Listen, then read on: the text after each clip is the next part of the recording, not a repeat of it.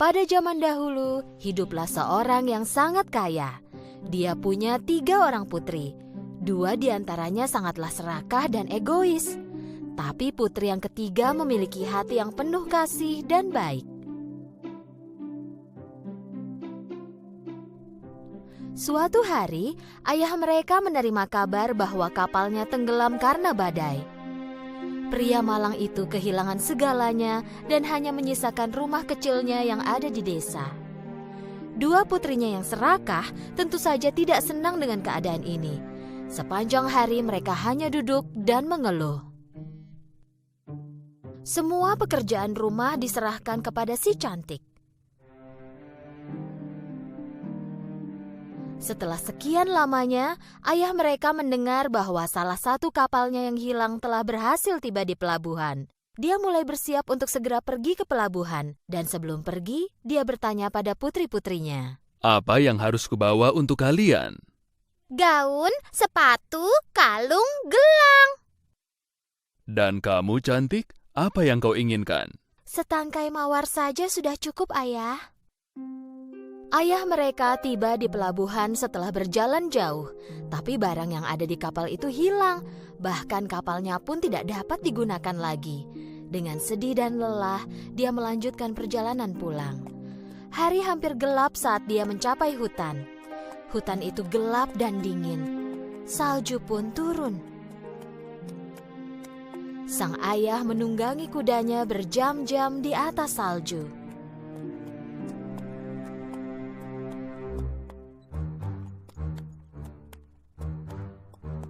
Dan akhirnya melihat sebuah kastil yang lampunya menyala.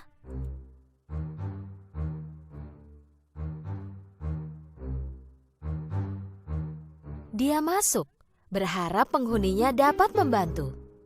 Tapi kastil itu aneh. Lampunya menyala di mana-mana. Meja makan dipenuhi dengan makanan dan perapiannya pun menyala. Tapi tak terlihat seorang pun di sana. Dia memanggil-manggil tapi tak seorang pun yang menjawab. Akhirnya, karena tidak bisa menunggu lagi, dia memakan makanan dari meja lalu tidur di salah satu tempat tidur.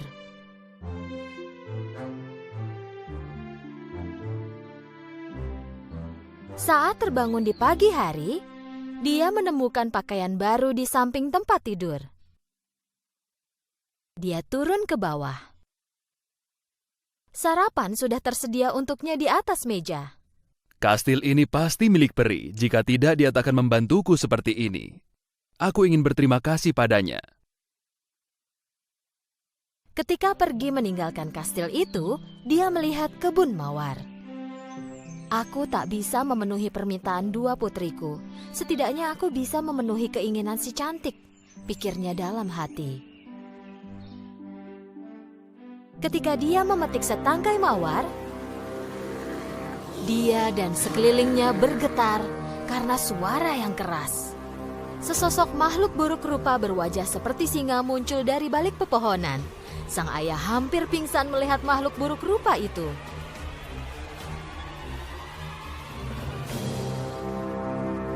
Aku menyelamatkan hidupmu, memberimu makan, memberimu pakaian baru, dan kau malah mencuri mawarku. Beginikah caramu berterima kasih? Sang ayah berlutut dan memohon kepada si buruk rupa.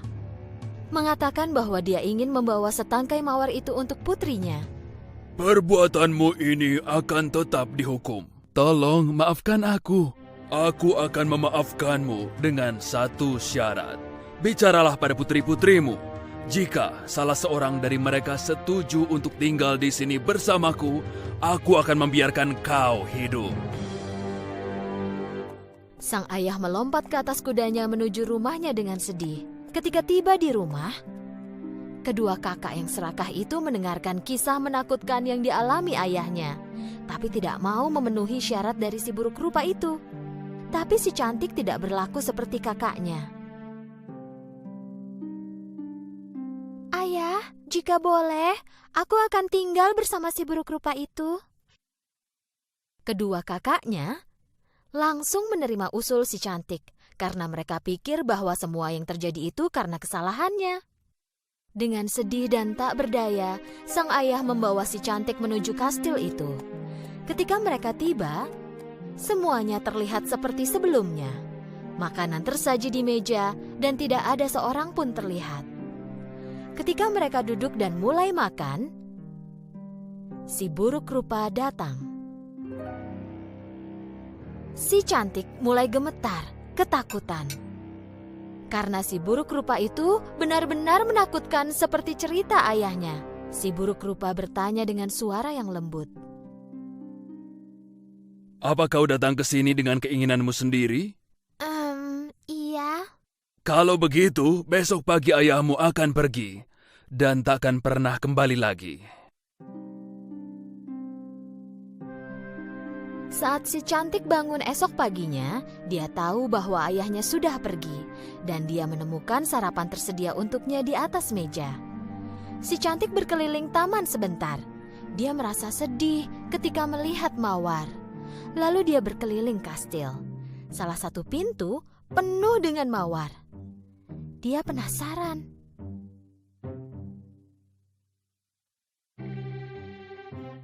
Dia membuka pintu dan mengintip ke dalam. Ruangan itu didekorasi persis seperti yang dia sukai dan penuh dengan buku, bunga, dan alat musik. Dia pikir bahwa seseorang yang bisa menata ruangan seperti ini takkan mungkin menyakiti siapapun. Lalu dia mengambil sebuah buku. Pada buku itu tertulis dengan tinta emas, "Ratuku sayang, keinginanmu adalah perintahku." Kuharap aku bisa melihat ayahku sekarang. Setelah si cantik mengucapkannya, ayahnya terlihat di cermin yang ada di ujung ruangan. Si cantik sangat terkejut. Melihat ayahnya di cermin membuatnya bahagia lagi. Malam itu saat makan malam, si buruk rupa datang lagi. Bolehkah aku melihatmu, cantik? Kaulah pemilik tempat ini, kenapa bertanya padaku? Tidak, kaulah pemilik kastil ini sekarang. Jika kau mau, aku bisa meninggalkanmu sekarang juga. Si cantik sangat kaget dengan jawaban si buruk rupa. Aku ingin bertanya, apakah aku sangat jelek? Awalnya si cantik tidak tahu harus jawab apa. Lalu dia memandang si buruk rupa dan mengangguk seolah mengatakan ya. Maukah kau menikah denganku? Kali ini si cantik menjawab dengan kasar. Tidak! Si buruk rupa dengan sedih meninggalkan si cantik sendirian. Si buruk rupa mengunjungi si cantik setiap makan malam dan memperlakukannya dengan sangat baik. Seiring waktu, si cantik semakin terbiasa dengan keberadaan si buruk rupa. Kuharap dia tak sejelek itu. Beberapa bulan pun berlalu. Si cantik tidak lagi takut pada si buruk rupa. Dia bahkan mulai menyukainya. Tapi suatu hari, dia melihat di cermin bahwa ayahnya jatuh sakit. Dia berlari kepada si buruk rupa dan meminta izin untuk pulang karena dia ingin merawat ayahnya yang sakit. Tentu saja kau bisa pergi. Tapi jika kau tak kembali, aku mungkin meninggal karena sedih. Aku akan kembali dalam seminggu, aku janji. Si buruk rupa memberi sebuah cincin kepada si cantik. Di malam saat si cantik meletakkan cincin ini di meja dan tertidur, dia akan terbangun dan berada di kastil kembali. Keesokan paginya, si cantik terbangun di tempat tidurnya sendiri di rumah ayahnya. Dia segera berlari ke kamar ayahnya. Saat ayahnya melihat si cantik, dia sangat senang sehingga merasa baikan. Di sore hari, kakak-kakak si cantik yang baru saja menikah datang mengunjungi ayah mereka. Ketika mereka melihat si cantik di rumah, mereka dipenuhi rasa iri dan marah. Dan mereka memutuskan untuk mempermainkan si cantik. Kita buat supaya dia tinggal seminggu lagi, biar si buruk rupa datang dan membunuhnya. Kedua kakak itu datang mendekati si cantik. Sambil menangis, mereka mengatakan bahwa mereka tidak mau berpisah lagi. Si cantik berjanji untuk tinggal seminggu lagi. Tak lama kemudian, si cantik menyadari bahwa dia merindukan si buruk rupa. Suatu hari, dia bermimpi melihat si buruk rupa tergeletak tak bernyawa di kebun kastil.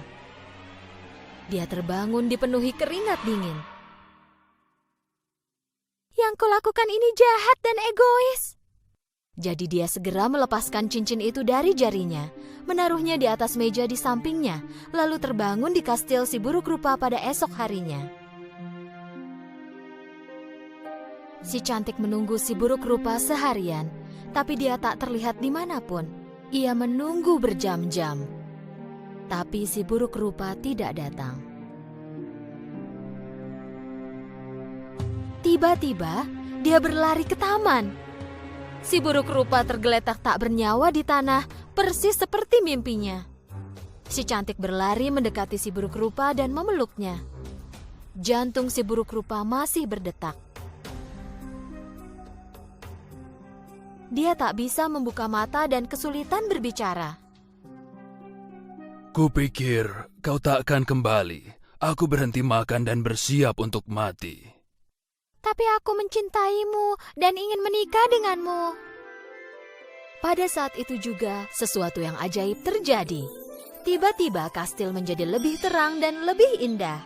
Si cantik melihat sekeliling dengan tertegun lalu berpaling kembali pada si buruk rupa.